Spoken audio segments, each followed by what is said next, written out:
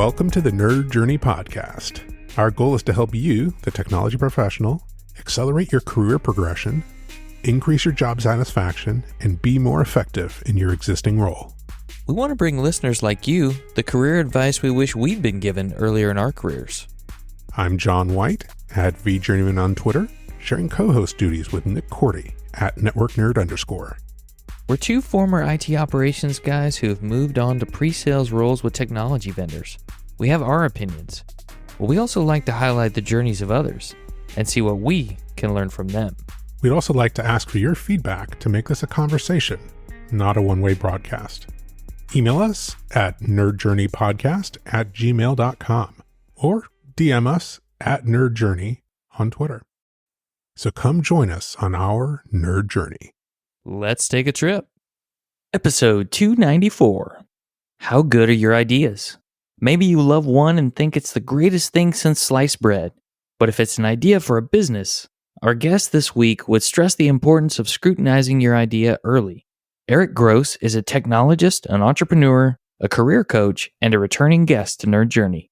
We spoke with Erik in episodes 267, 268, and 269, and he's back this week to share some of his new entrepreneurial endeavors. In part one of our discussion with Erik this week, we'll talk through what it looks like to go from ideation to taking action on a business idea.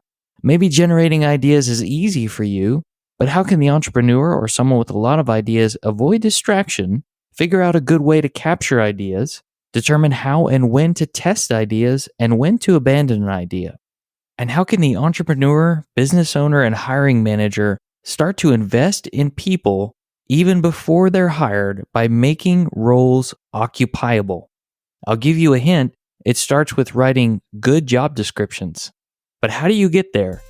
Let's get the full story as we go to part one of our discussion with Erik Gross.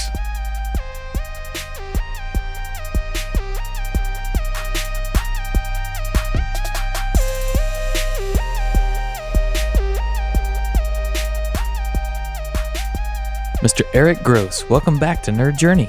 How you doing? I'm doing fantastic, and thank you so much for having me. Yeah, just go ahead and introduce yourself to the listening audience in case they haven't met you before. Absolutely. My name is Erik Gross. I am a developer, an architect, and lifelong entrepreneur, really active in the tech entrepreneur space over the last 10, 15 years. Yeah, you do a lot of things. And the genesis of this return discussion, you reached out and you were sharing some information with me about a new venture that you started in your entrepreneurial endeavors. But before we even get to that, we talked a little bit about entrepreneurship back in episode 268 and how can you decide when to keep going when you have an idea versus blind optimism. Does the entrepreneur naturally just get a bunch of ideas and want to go after them, or is there a little more science behind it than that? I love this question. And I have a lot of friends who are entrepreneurially minded. I have a lot of technologist friends who aren't, but a lot who are. And I know a lot of entrepreneurs in a lot of different spaces. And in general, yeah, a lot of entrepreneurs are a font of new ideas, which can be a blessing and a curse. I learned a long time ago that the idea really is of very little value. It is execution that is of value. But that doesn't stop any one of us, myself included, from getting super excited when we think we have the most brilliant, amazing idea ever. And once you've been doing this a little bit and failed a lot more times than you've succeeded, you do start to recognize that, yeah, you're hopefully still going to continue to have ideas. If you're paying attention, if you're interested in helping people, if you're interested in starting and growing things, you'll have lots of ideas. Is it going to withstand a scrutiny from the marketplace? Will people pay for it? Is it something that has legs? There's a lot of other questions. But yeah, the ideas, most entrepreneurs they're full of something, but generally ideas are what they're full of. And in your opinion, does the entrepreneur keep a list of ideas that they go back and reference? If they're really smart. This is as an aside, like any technologist, I am a nerd for little tools. And I was looking for years for what's a good cross-platform document tool. I wouldn't touch OneNote with a 10-foot pole. So I shouldn't say that I have it open right now? Nope, not at all. I'm going to ignore that. I found Obsidian. And since I love Markdown and Obsidian is brilliantly easy to use, I use it a lot. And I can't tell you how many times I've been on my iPhone. It's got a great iOS app. And an idea will hit. And I'll sometimes pull over if I'm driving, or if my wife's driving, I just disappear for a few minutes because I'm going to get it all out. So many times I've had what I thought was a really cool idea. Oh, I'll jot that down when I get home. And then it drifts away into the ether. And at least for an entrepreneur, the loss when it goes away, you're like, what was that? Let me try to retrace my steps. Hate it. So yeah, most people I know will write all those ideas down. It doesn't necessarily mean you're going to go back and do anything with it. But if you periodically scroll through them, you'll find, oh yeah, there's something there. And even if it isn't going to be something that you jump into whole hog, it might relate to what you are currently doing. So short answer is yes.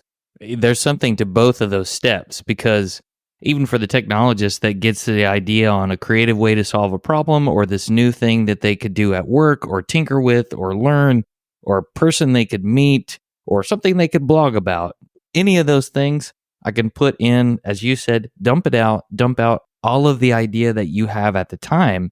Where I fail is the second part of what you just said. Go back and look at them.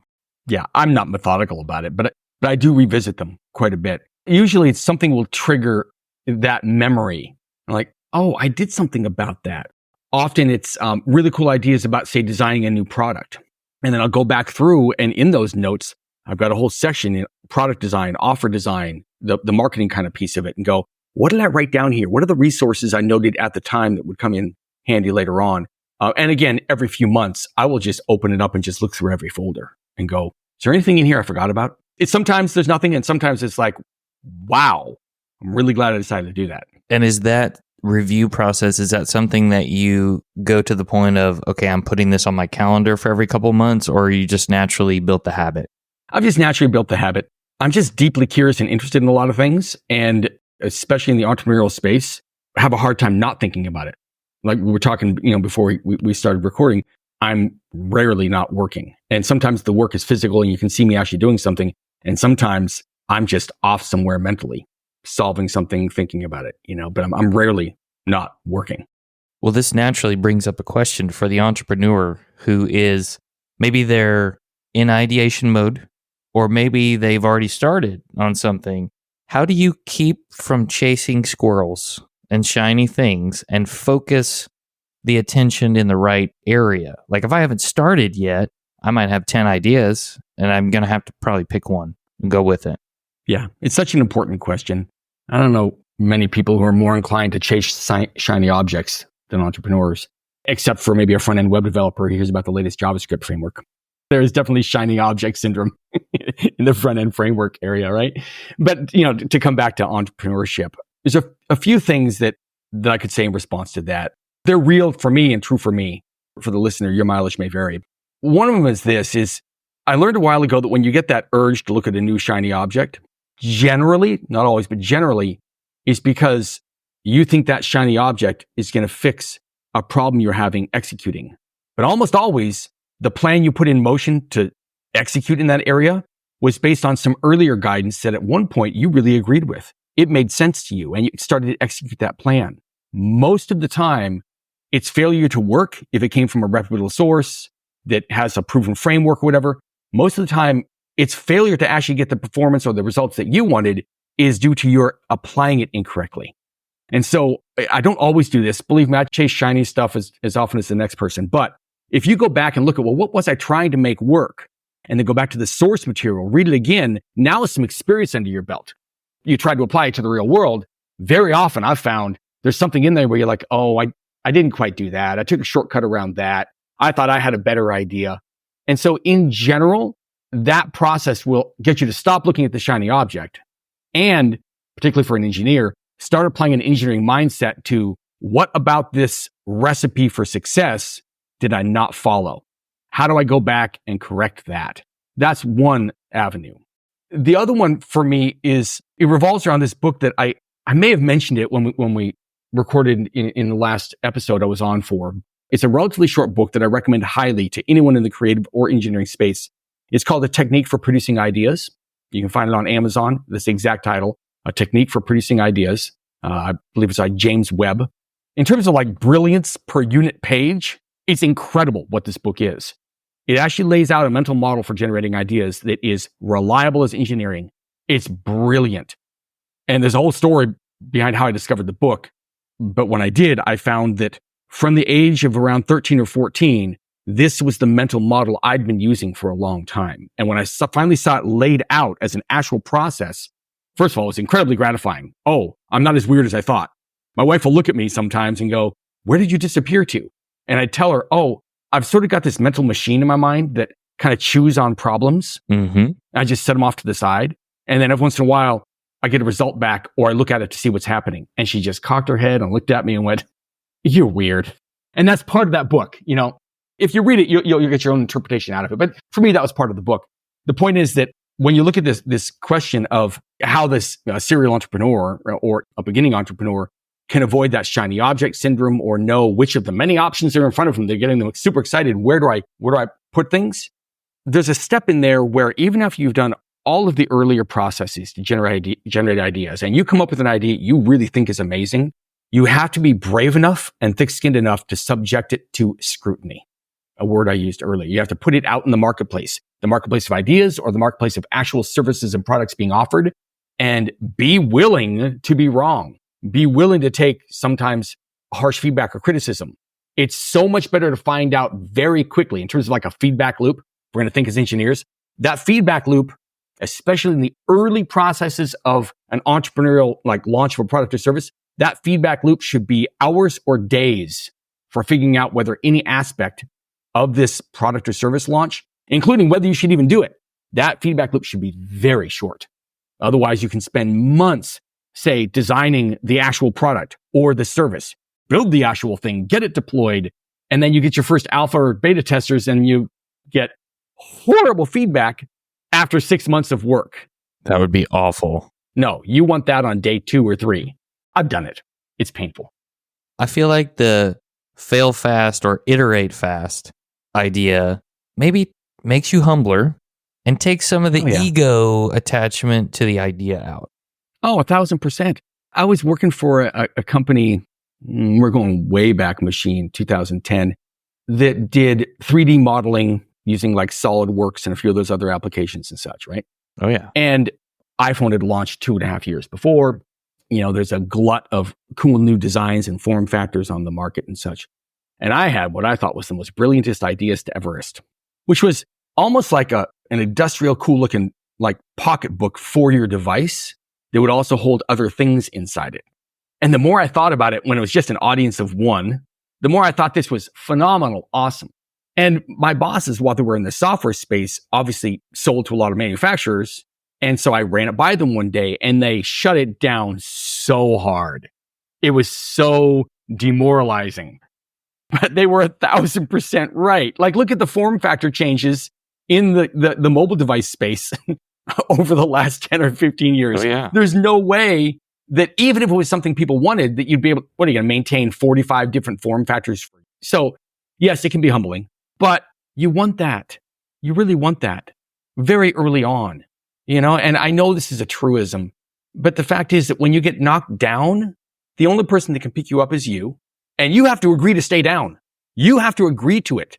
You can justify it 9 ways from Sunday, but if you got knocked down emotionally, right, ego-wise, it's going to happen. I kind of think that one of the true tests of character is, okay, it's fine to get knocked down. Of course, it's going to happen. It's fine to feel bad for a little while. What are you going to do a little while later? You're going to stand back up and jump back in, or are you not? And that's personal responsibility, integrity, and it's a choice. I agree with you. And I remember you talking about in episode 269 about the birth of the Tech Academy and how you freaked out a little bit about a coding school already existed in the area and you almost didn't do it. So Can you give us a little more detail on where the entrepreneur should be seeking this quick feedback on their idea? Is it other entrepreneurs? Is it the market, a specific piece of the market? Is it all those? I love this. You know, I've tried various things over the years, and there's a piece of data I found about 1.5 years ago that really aligned with my point of view, my experience, and some things I'd already tried, but really expressed it really well. It's from a guy named Joel Erway, E-R-W-A-Y. I encourage our listeners to look him up online. I really like what this guy has to say. He's primarily in the online marketing space. But one of the things that happens in online marketing, like any marketing, is constant launch of new ideas and products and services. And he developed a little bit of a framework called the Power Offer, which I really love. The basics of it can be described really simply. You call out your specific audience. which means you have to have given thought to exactly who it is you want to sell to. You're not going to sell to everybody. You're going to sell to a specific identity with certain characteristics. First, you craft the message. You're calling out those people specifically. And you're essentially asking, if I could provide you with blank benefit, something that's important to them that solves a pain point, without blank, blank, and blank, which are like huge obstacles or pain points or things that make it really hard or difficult, would you be interested? It's a very simple question. And it's almost like a duh, Eric. But I can't tell you how valuable it is to just ask the question. Now, as for how, here's what I've done with it. I've done it about 8 times in the last year and a half. And each time I was so glad I did. About 75% of the time, I found out that what I was thinking of didn't really actually bite. All I've done is I just go to my warm market.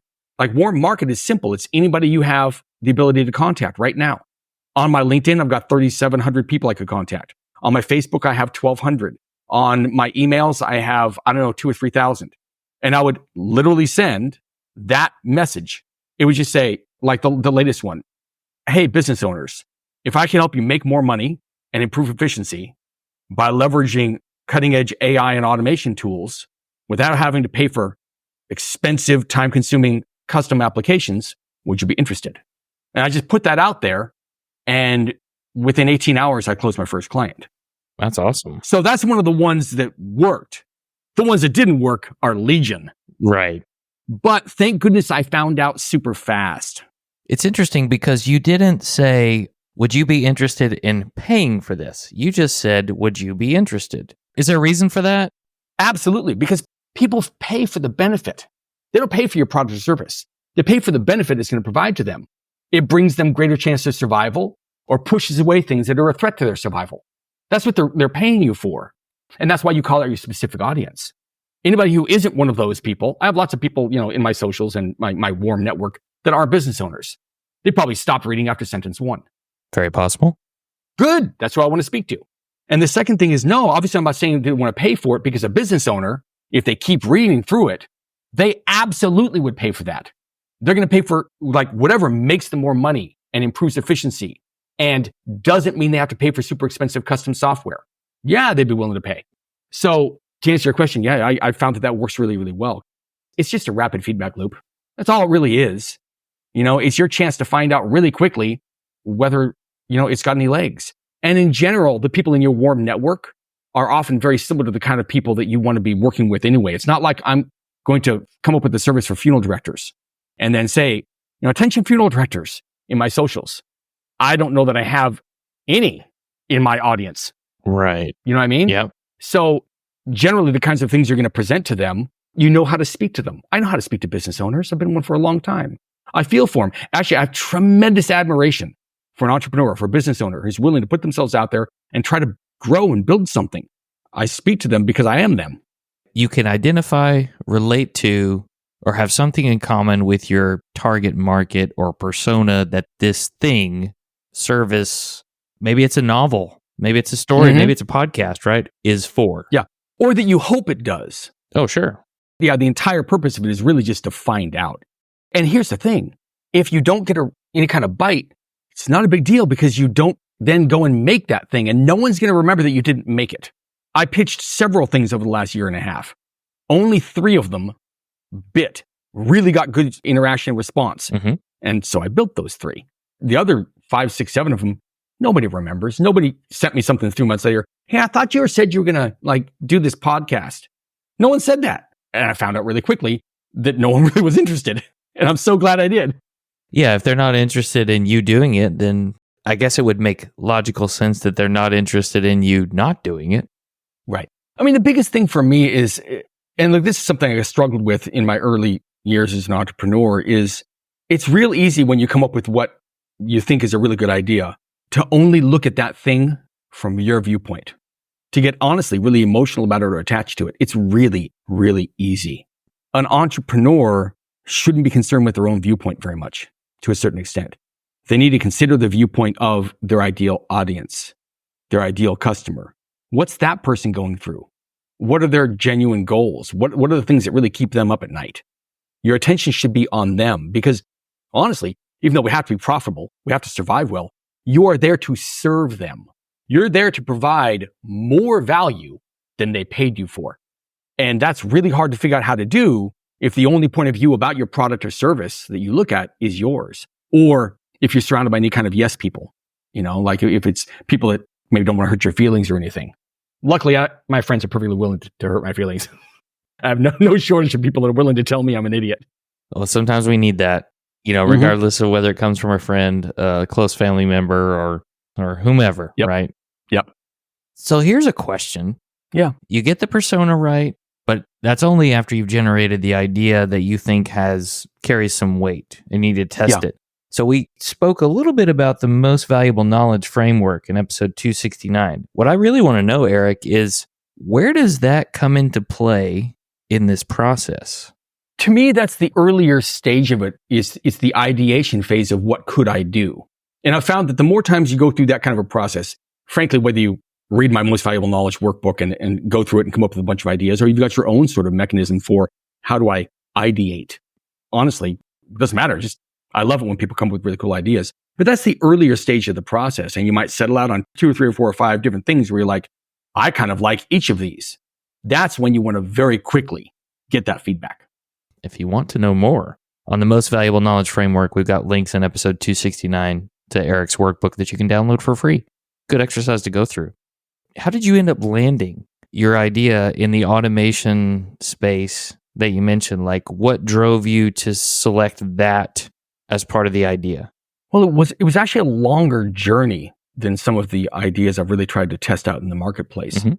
About a year and a half ago, I was really looking into the whole online marketing and coaching space, and there's so many different opportunities there, right? And I stumbled into, you know that once you start looking up anything in some area, your Facebook feed is full of all of those things. Oh yeah, you're socially engineered to look up more. Exactly. So I stumbled into an ad for a lifetime membership of a platform called make.com. Some of your listeners may be familiar with it, or in its earlier name, Integromat. It's an automation platform, and it's phenomenal. And I got some really inexpensive, like lifetime access to it, popped on a little bit, and went, oh, this is kind of cool. I even used it a little bit to automate some, social media content creation and posting on my own LinkedIn and Facebook. That's kind of cool. And I didn't think about it much. And then about a month and a half ago, we're on a drive somewhere, and I'd just been noodling about trying to find a business opportunity that had a lot more scalability than what I've been currently doing. And I kept coming back to this automation kind of space, and it seemed kind of mechanical and boring to me at the time, partly because the thing I was solving for myself with my own business at the time was mechanical and boring. I want to train the AI on my writing style, give it a list of 100 different topics, and every day have it generate a blog post and then automatically post it. It's kind of cool. Sure. But once you get it up and running, it's kind of boring. And so I hadn't really been thinking about that area. But then I just kept hearing more and more about it. And I went, hey, didn't I sign up for some kind of thing last year? What was that? It just pops in. And I went back and looked, and that inspired me to start researching, well, what are people actually using this platform for? And I very quickly found a really, really awesome guy on YouTube named Liam Otley, who started banging the drum for this AI and automation agency area about a year and a half ago. And apparently a lot of people laughed at him. They're not laughing now.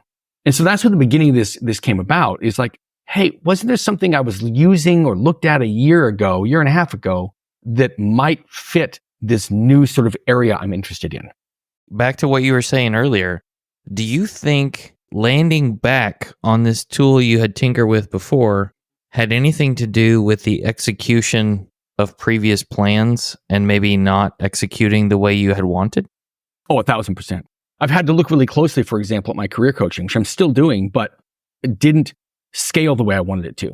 The one-on-one, oh man, I love it. Like the success stories, the testimonials I get out of working with people, they're very gratifying. But I couldn't figure out how to solve scaling that thing to quite a big operation. Part of why I'm even looking at all these entrepreneurial activities and willing to work as hard as I do on them is I genuinely want something that will replace my 9 to 5 safely. I'm trying to, in all these efforts, and everybody's got their own goals. Everybody's got their own situation. Just sharing mine, I've got this number that if I, for 6 months or 9 months or a year, made significantly more than my regular job, I'd be willing not to do one anymore. And that's part of what I'm looking for. but it has to satisfy my tremendous internal purpose to help people. I absolutely love helping people. I have people that reach out to me all the time for drop shipping. Maybe it helps people. I can't see the connection. I'm not interested in. I want to see the person that I'm helping and look at them before, during, and after, and just watch them just expand and grow and do great. Whether that's career coaching, whether that's a business owner whose employees suddenly have 30% more of their time for highly valuable, skilled knowledge work because of the automation solutions we build for them. I want to see that help.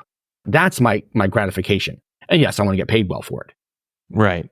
But if you get the gratification that you know you are seeking, you'll be more motivated, I think, to iterate more on your idea, make it better, make it more valuable to your persona, your target market, and execute the plan more efficiently. Yeah, absolutely. We've all seen promotion marketing messages about the get rich quick and the set it and forget it kind of income sources. Not only have I never really found one that kind of worked, I'm almost philosophically opposed to that idea. We should be working. We should be of service to others. We should be busy. Believe me, I absolutely love my leisure time. I work really hard to be able to not work. We went to Italy early this year. We've been planning it for 16 years or whatever. I worked really hard to make that happen. But most of our time, we should be busy helping other people and getting paid really well for it. That's my point of view. You talked about vacations. Let's just go there for a second.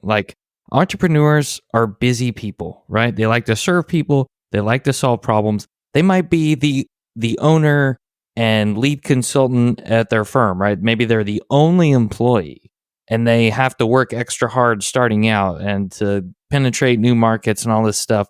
So what's your guidance to those folks on how they can take that time, like you said, after they've been sprinting so hard for a while, and how can they notice it's time to take that time for themselves? Because I know that I've gotten better over the last few years of noticing, okay, I need to take some time off. I'm getting worn out. It's time to take some time off. But I was never good at this. I'm still not great at it, but I'm better than I was. And I would imagine for the entrepreneur who is obsessed with those problems and the business that was built around it, they've got maybe even more of a responsibility than someone who just has a 9-to-5, for example. They do. There's a whole conversation we can have about that, but they absolutely do. Well, I want to address two different aspects of that. I like that question a lot. The first one is just the very idea that an entrepreneur would be unable to take a vacation. Well, let's look at that for a second. I've heard this from three different very successful people, and it's a pretty strongly worded viewpoint, which is essentially that if you have a business that requires you to be in the business, you don't actually have a business. Now, that's a very cut and dry, rather ruthless viewpoint, but in the cases where I've seen this expressed well, they're talking about the idea that should you eventually want to sell or effectively walk away in some manner, then you don't really have a business. You have a much higher pressure second job. Now, that can be as true as it is for you. That's fine. But what I take away from that, and what I think applies to this question is this. Each of us has our level of sustained, driven effort we can put into something. It's unique, it's individual, but we all do have it. And I don't know anybody where it's perpetual. I've worked through that before, and I've learned that you actually harm yourself when you do it. And you harm the activity you're trying to grow. The reason it's growing is because of your drive, purpose, creative energy. And we can fool ourselves when we're getting burnt out, but it isn't the same as it was when you're not burnt out. I've been driven for the last 4 weeks. Conservatively, I'm putting in about 100 to 120 hours a week of work right now. And I can do that for a while. But this morning, I'm I'm not going to work right now. And I had to make that decision. And we went out, we had a nice breakfast, relaxed. And then I got back and dove right in. Now, could I have actually worked? Yes. But I know that it would have been my best work. There's another aspect of it, though, that you made me think of when you asked the question, which is, so you buy into that and you're like, yeah, you're right. I'm going to get kind of burnt and not be doing my best work. How do I organize the activity so that I can actually do that? We might touch on this later on in a bit more detail, but I can tell you that you've got to have a strategy for how do you find the right people and actually trust them to take on some of your duties? How do you do that? And if that isn't part of your initial process of planning this business, then you are really planning to have a much higher pressure second job. In my opinion, you've got to from the beginning go, okay, I know that for a little while it's going to be me, but what does it look like when I hit that point where I do want to bring on that other person? How do I find the right person? How do I select what to put on their shoulders? If done the right way, and there'll be fits and starts to it, of course, right? But if done the right way, you might eventually rise to the point where you are just simply the head, the creative force behind the thing. And then eventually you could sell it at that point if you wanted to, or find a way to step away and put someone in your place. That's much farther down the line. So the way I would label that is succession planning in a way. Yes. Right? I mean, hiring more staff so that they can do some of the work so that you can take a break. But, you may want to train someone to eventually take over the company, or in the case of a people manager or leader, go into leadership so that you can move up, something like that.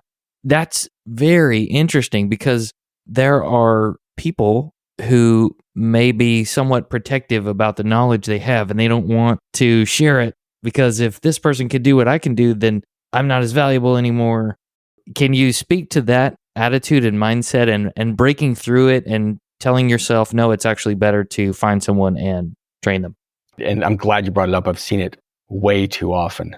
I've got a dear friend who's in the masonry business, and he and I have had lots of conversations about this business. And you see that fairly often in some of these service businesses where, look, they start because the individual deliverer of the core service gets really good at what they do. You are a phenomenal mason, or you're a phenomenal appliance repairman. You're a phenomenal plumber, but then they want to grow.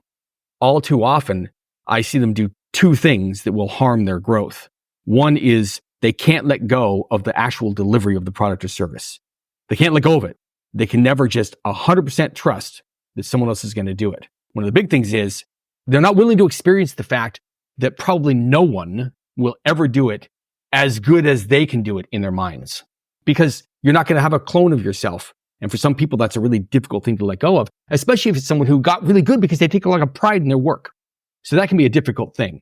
But the other one I see, I feel so bad when I see this. They're like, if I train my people really well, they'll just go off and start another business and be my competition.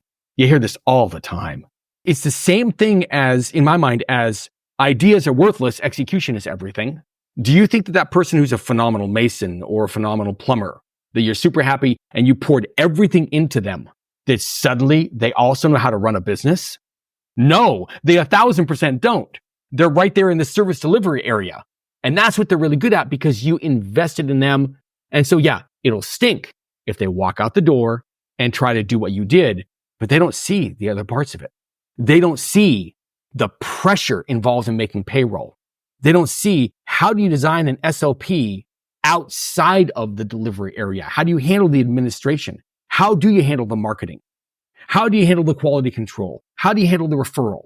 They see, oh, I fixed the leak and I'm really good at it. Oh, I fixed the chimney and I'm really good at it.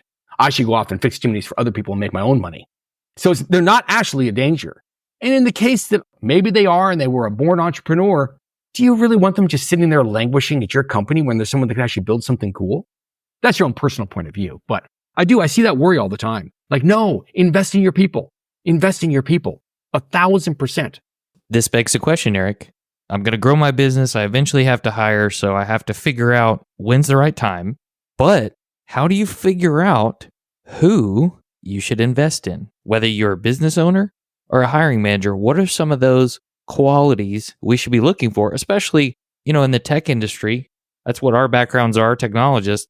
How can we figure out, okay, is this someone that I should invest in as my employee or taking them under my wing as a mentee, whatever you want to call it? I love this. This is one where I've done it a lot of wrong ways and worked out some right ways. And it is in particular something that that Jack and I had to really nail down when we were building the Tech Academy. I said in our earlier conversation, at the beginning, it really was just us and we literally did everything, which is the story of every entrepreneur, right? At least I had a partner. Yeah. And it wasn't just me. But we sat down and developed a strategy that, with very little change to the basic strategy, has served us in really good stead, which was that periodically, at that point it was every few weeks because we're in the early stages, but periodically, we would list out what are all the things that are still on our plate. At the beginning, it was everything, Jack. It's all on our plate. We list out all the different roles that we were fulfilling. Mm-hmm. And then we would figure out which one of those is keeping us from selling and delivering, like the pillars of the organization, because those are the things we had strong expertise in and that guaranteed the survival of the company. So we look at, okay, what are those things on that list that we're doing that aren't actually selling or actually delivering? And there'd be a lot of them. Okay, which one would free us up the most? All right, good. So we have it. And then this is where a lot of people jump to, all right, let's go hire that person. And they're making a huge mistake. There's a missing step, in my opinion. And what it is you have to define the role you want them to do and make that role occupiable. That means sitting down and laying out, well, when I'm doing that role, what is everything I do? What are the tools that I use to do it? What's the exact process I use to get the job done? Because for you, it's almost second nature. But how do you get someone who is not you and is new to your company to look at it and go, oh, thank you. These are the tools. This is the background. This is the purpose of why I even need to do this. Here's how what I'm doing, if I take on this role, actually helps the survival of the company. Here's the exact processes. And then you have to address, okay, when I bring them on, is there some basic orientation outside of their role about the company? And if there isn't, you've got to prepare that. And the reason I bring this up is if you go through that exercise, and it's not easy. It's not something you do in an afternoon, right?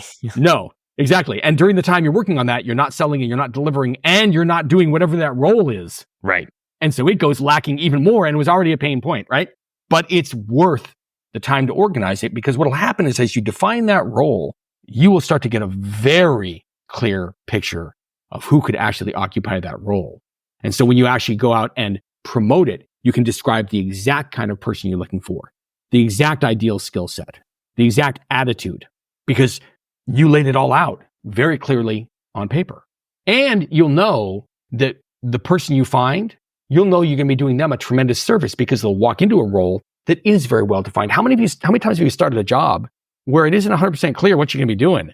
This actually happened to me years ago at IBM of all places where, okay, I came on as what's called a client server developer. There was no explanation what that role meant. And during the first 3 weeks, there was no explanation really of the kind of work I'd be doing. There was an onboarding document that was riddled with out-of-date material. And it took me 3 weeks to actually get set up to the point where I even access source code and the different databases and contribute in any way. And then finally, they kind of go about saying, well, these are the kinds of applications we'd like you to kind of work on. Here's what you would do this green field maybe. And here's what you do that isn't, this brown field. And here's the kind of people you work with. Oh, good. That would have been nice 3 weeks ago.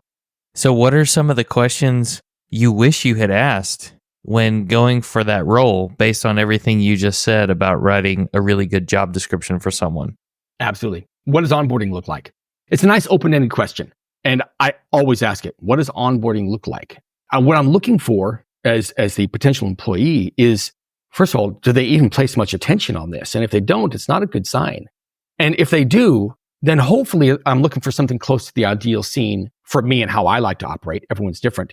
If we're talking about technology roles, one thing I really, really value is a set of onboarding documents, and especially how to access the credentials to connect to the different systems I'm going to need that don't require me to keep bothering the existing team members. I never want to be that guy or girl that arrives on the team and is constantly asking people for information that they know should already be written down somewhere. And it's keeping, them answering me is keeping them from their much more valuable work, quite frankly. So that's something I look for. Is there like a layout of the architecture of all your systems in general? And is there an onboarding document that tells me, here are the tools you're going to need to install on your machine? Here's where you get your credentials. Here's our standard library of code if they have something like that. Just give me the lay of the land. I love that you're telling us, even maybe without saying it directly, that it's more about just making sure you get your tax designation correct and set up your payroll and benefits. Like just that is an onboarding. It's more than that. Exactly. That's HR stuff and it has to happen, but that's table stakes. And we can look at this from both sides. You're the employee looking for the job, but let's look at the entrepreneur's point of view is how quickly can you impart context? No work they're ever going to do is going to be done in some sort of a vacuum. It's going to be done in the context of what's the actual purpose of this company? Why was it formed in the first place? Who does this company serve? What's the transformation or benefit, the very real benefit that people experience when they interact with this company? Okay, good. What are the products or services we use to achieve that? how do we deliver them? Who do you have to work with in order to actually have your small contribution or large contribution contribute to that overall transformation? Like, that's the context. And then when you sit down to generate a contract or write an application, you have all that context that you're doing that work in. If you sit down and ask a developer, hey, write me an MVC web app to do CRUD for a retail store, I need context. What are my development environments? How do I get a hold of the actual product, the product inventory? How do I access CRM data? Like, okay, then you can really build something of value. So I'm going on about this, but how do you impart the context to that new employee and then give them, here's how to do the actual processes of your job. And all that context comes from you as the entrepreneur or leader doing all the planning up front, just like we talked about before. Exactly. You need to make the role occupiable. Now, here's a really interesting thing I've observed. If you don't do all that pre-work, you're going to find it very hard to hire. But almost the moment that you fully defined all that context in the role and how you're going to onboard them and everything, when it's defined, suddenly you find the prospect. You find the potential employee. I don't know what's behind all that, but it's happened more often. Like, I hire a lot of overseas developers and technical talent of all sorts, particularly from the Philippines. And I found that every time I do a really good job of fully describing my mind, the exact bounds of their role and what my plans are for onboarding them and how I'm going to pay them and how I'm going to do continuing education for them, which parts of my service or product will I have them do initially? And then what will I have them do as they get up to speed? When I've defined all that, now I can craft a really well-optimized job posting, and I get the kind of people that I want to be talking to respond, and I can quickly, in 2, 3, 4, 5 days, filter through that and have 3 people I interview and hire one of them. But when I don't do it that way, when I'm just like, I'd like to hire someone who's experienced in AI and automation. Okay, I get, first of all kinds of people. I don't know 100% the right questions to ask them when I finally have them in an email conversation or have them on a Zoom call. I'm kind of coming up with it on the fly. I look unprofessional because I am. That's why that pre-work is so important. That's a hard thing to do, I would think. Oh, I hate it. It is challenging to make sure you're that prepared. It's very hard. It's not the funnest part of the kind of things I do. But, some things you put a lot of effort in getting good at because they bring you so much pleasure. Mm-hmm. Some things you put a lot of effort in getting good at because not doing them right gives you a lot of pain. 100%. This is one of those. I'm like, I did not always do it that way. I was rather off the cuff about it. And that doesn't work. When you're bringing on people, you're not just bringing on a cog in a machine. You're bringing in a real life human being and you're asking them, to whatever extent they're capable of it or willing to join you in a mission. I mean, again, yes, you have to have a functioning, viable company that helps people survive and pays them and pays you. But you did it for a reason. When you're asking people to step on board into that, you can treat them just like they're interchangeable, just like gears in a machine, or you can go, no, they're not. When you treat them as individuals and care about the kind of people you bring in, it's unbelievable how much extra they bring to the table that you never found out even during those initial interviews. Over and over again, it's happened that I found out they have this hidden skill or interest line. Then I'm like, wait, you know about that? Let's talk. And we adjust and modify a service or come up with a brand new product or whatever. And even if that doesn't happen, it's a more cohesive team and you work better together. All because you got clarity about what you wanted and you made the new role accessible and occupiable, as you said, for someone else. Yeah, you said that really well. That's exactly it. And then does the process of writing that very clear job description, is that what you have to do to accept the fact that these things will be offloaded to someone else? Does it help you let go of it a little bit? I found it does, but not always. At the Tech Academy, the hardest one we could let go of was content creation. Look, everybody likes to think they have their secret sauce and stuff they're better at than anybody in the world. I hope all of our listeners feel that way about some skill or interest or body of knowledge. And you should feel that pride, that joy when you create something really cool in that area. It's just really vital to living. There's a lot of things I'm not good at, but I'm really good at making curriculum and I'm really good at teaching. And so is Jack, my co-founder. That was the last piece. We had written, I think, 47 different job descriptions and policies in SOP, for all the SOPs for 47 different roles in the company before we finally handled that one. It was the last one to handle. We handled sales. which, as you know, growing a sales team is really interesting. We handled delivery. How do you effectively deliver a boot camp that's self-paced, not cohort-based, to people all over the world? Like, how do you do that? How do you find the right people, right? We solved all that, and we couldn't solve curriculum. Part of it was being even more crystal clear about how do we impart not the mystical special sauce of Erik creating a curriculum item, but literally, what is my thought process? What do I do? What's the background data I'm using to reference my almost instant evaluation of whether or not the methodology used to impart a piece of technical knowledge will be effective? I can look at it right away and know, but it's an expert's curse. How do I articulate everything that went on in my evaluation of that piece of data? And so we had to really expand on that and then come up with an apprenticeship program where they would do over and over again, iteratively, with feedback every single time, attempt to create the exact same piece of content. And each time we would do two things. We would correct them, but we'd go back into our training material and find out what did we miss that made them even think that that submission was okay. It took a long time. Sounds like it did. You asked this question in the context of like being unwilling to let go. There's nothing that you bring to the table as the business owner, entrepreneur, creator of the thing. There's nothing you can't transfer, even if it seems like it's so intrinsic to who and what you are. But that was not an easy lesson for us to learn. We both had to learn that one.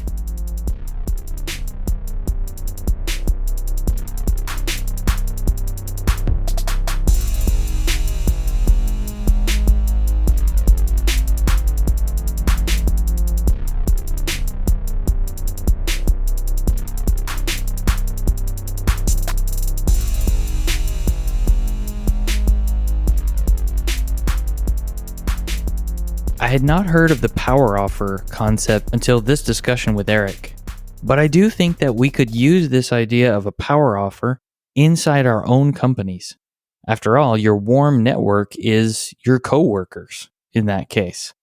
And I think the power offer could be used to widen your scope of influence within an organization or to propose a new project idea, or at least sniff test an idea for something new. Let's suppose you're asked to fix a specific problem with a system related to marketing, for example. And in fixing that problem, you discover what appears to be a much larger system problem. And you think that changing the system, enhancing its performance, or moving to an entirely new system will help the marketing team function more efficiently, get more people to events for your company, whatever it is. You could use that power offer idea to see if what you're proposing would be valuable to other team members. And if it is, then maybe you do a little more research and propose a more specific plan of action, or actually build the thing. Another way to test our ideas is we can take them to members of our technical community, whether that be online or an in-person community group meetup. Talk to peers in the industry about the problems you're trying to solve. And if you have an idea, you can sniff test it with them, see what they think. You would, of course, not want to share any proprietary information you're not supposed to, but at least vet your idea with someone else who may have seen something similar, and they could advise you as to whether others will find it interesting. That's another context point as you think through this. I also heard a really good process that Erik described for opening a job requisition. If you're a hiring manager, a business owner, an entrepreneur, and you want to post a job, there's some homework you need to do in advance. Here's how I would describe it based on the discussion with Erik. One of the things he and his co-owner at the Tech Academy would do is identify the biggest blocker of the most valuable work they were doing. This may be a case of you need more staff because certain tasks, responsibilities are put on one person that's keeping them from doing more valuable work, or you want this really valuable work to be done by one specific person. So you identify what that work is, what the role is at a high level. What will someone in that new role do specifically? What are the processes they'll follow? What are the tools they'll use? What are the systems they'll need access to? Who will they collaborate with?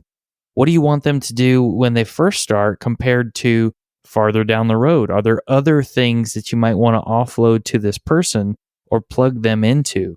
What's the required knowledge when you first hire them compared to what you're going to teach them over time.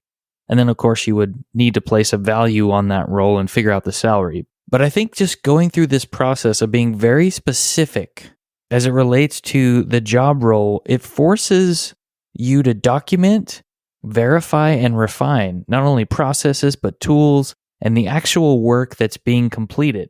It creates an awareness of what's being done and effectively enables that transfer of responsibility and work to someone else.